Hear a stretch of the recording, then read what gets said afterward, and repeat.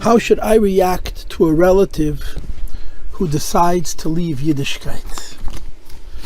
How should I react to a relative who decides to leave Yiddishkeit?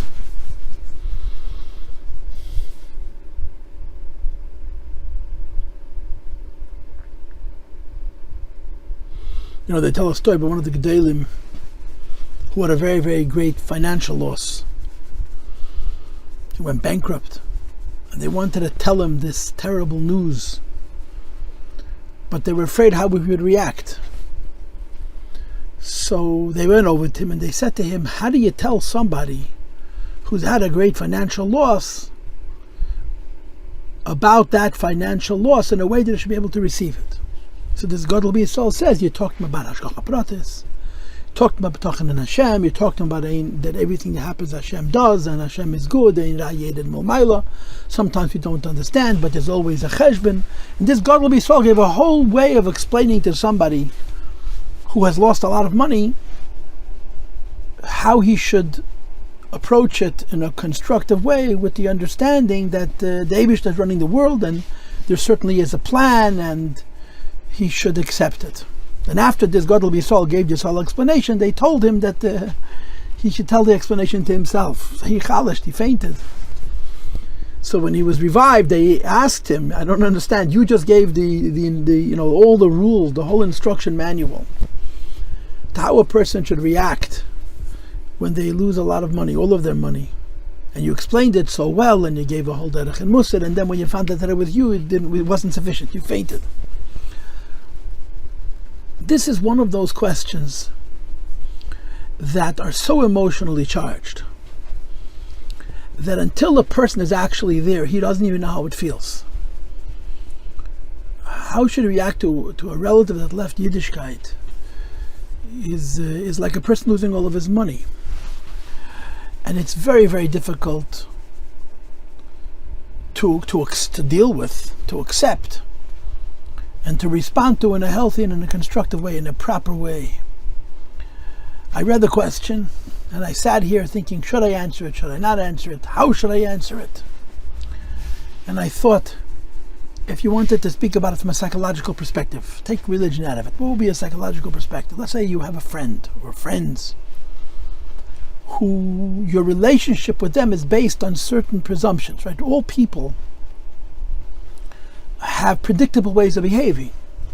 And our relationships with people, whether it's with our wife or with our husband or with our children or with our parents or with our close friends, is predicated on the fact that we know each other. So I know how you're going to react, you know how I'm going to react, and there's a certain predictability in the involvement between two people. What happens when one of the people changes radically? It shakes up the relationship, and it proves whether the relationship was avat tluya b'davar or ava she'eina tluya b'davar. At that moment, you find out whether your love for that person was conditional or unconditional.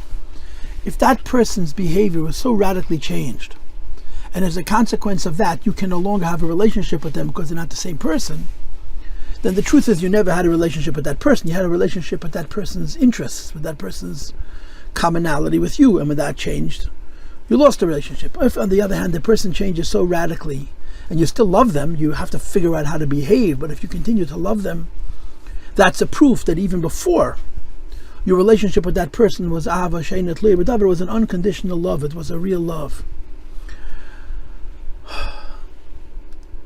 Let's put it this way. The only justification for being angry at a relative of ours who leaves the Yiddishkeit, the only justification of ours to stop to talk to a relative who left Yiddishkeit, if there's a possibility that it'll be beneficial. You can't be angry at them for leaving Yiddishkeit because you're hurt. That's very selfish. You have to be angry at them for leaving Yiddishkeit because you believe that by you being angry at them, like you have in Tanya chapter 29, it may wake them up. And of course, even worse than being angry is stopping to talk to them. The only justification to stop to talk to a person who leave Yiddishkeit is if you believe that there's a real possibility that that's going to encourage them to come back. But if being angry with them or not talking with them is only going to exacerbate the situation, they're going to say, you see, I knew you never really loved me for who I am, and so on and so forth, then it's the wrong response, it's the wrong reaction. And let's be honest. The honest truth of the matter is that 100 years ago, and even 75 years ago, we did not have the tools with which to deal with this question. Yidden went away from Yiddishkeit then also, don't kid yourself. And in our minds, a person left Yiddishkeit, you know that they used to say in the old country, became Rachman al Goy.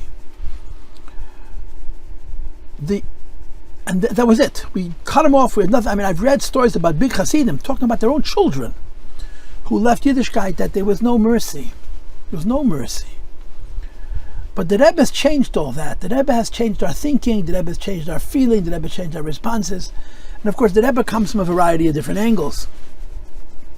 And all you have to do is read Tanya chapter 32, right? The most ideal angle is that when someone leaves Yiddishkeit and you continue to show them love and acceptance, perhaps that alone will encourage them to at least come back to some extent, to keep some mitzvahs.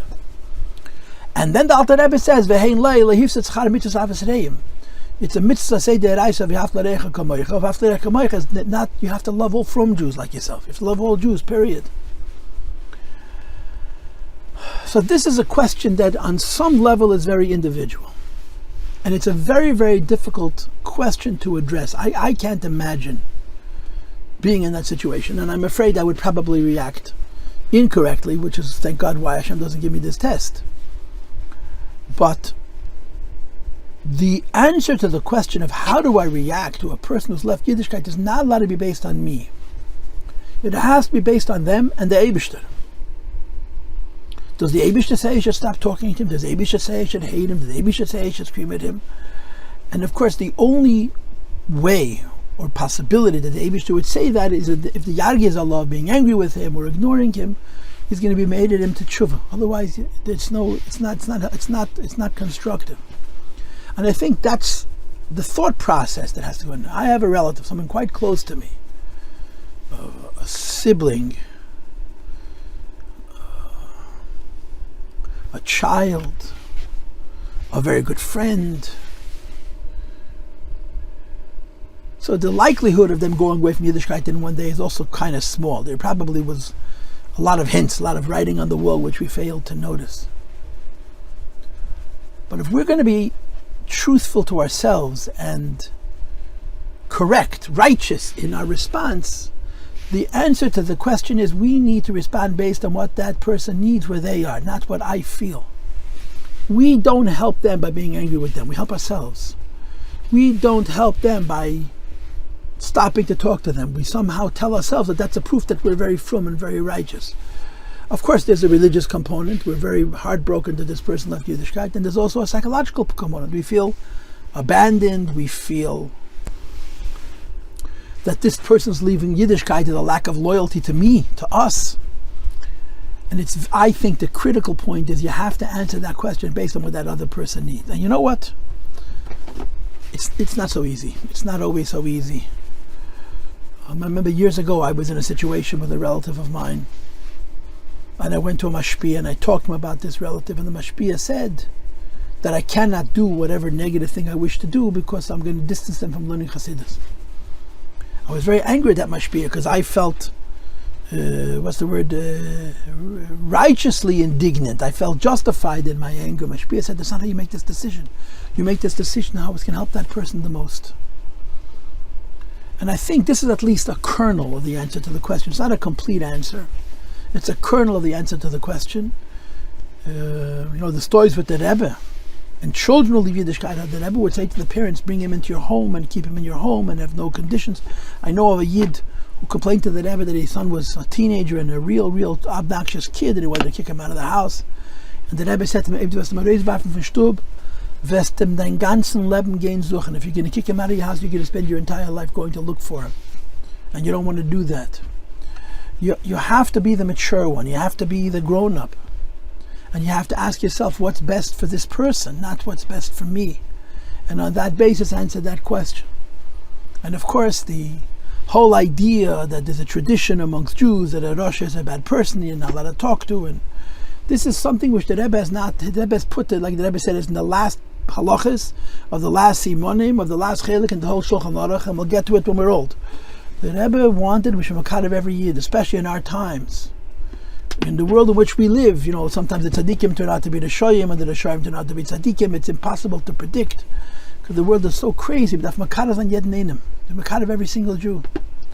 And we have to hope that what the Alter Rebbe says in Hayem Yem, Hob holta Yidden vat Eibish the dir holten. Sein Makar va Yidden vat Eibish the dir Makar sein. Tu ateva Yidden vat Eibish the dir ateva, which means love another Jew and God will love you. Embrace another Jew and God will embrace you. Do a favor for another Jew and God will do a favor for you. This is a truism, always, and in this particular case, especially. But I would finish by saying that this is probably an individualized question. You have to consult a mashpia. When you consult a mashpia, you can't just come with your anger. You have to come with your love and with your humility and with your trepidation. And ask the question honestly, not say, listen, this is what I want to do, am I allowed to? This is what I want to do, but I know that that's an impulse. What's the right thing to do? And hopefully you'll get clarity and the right answer.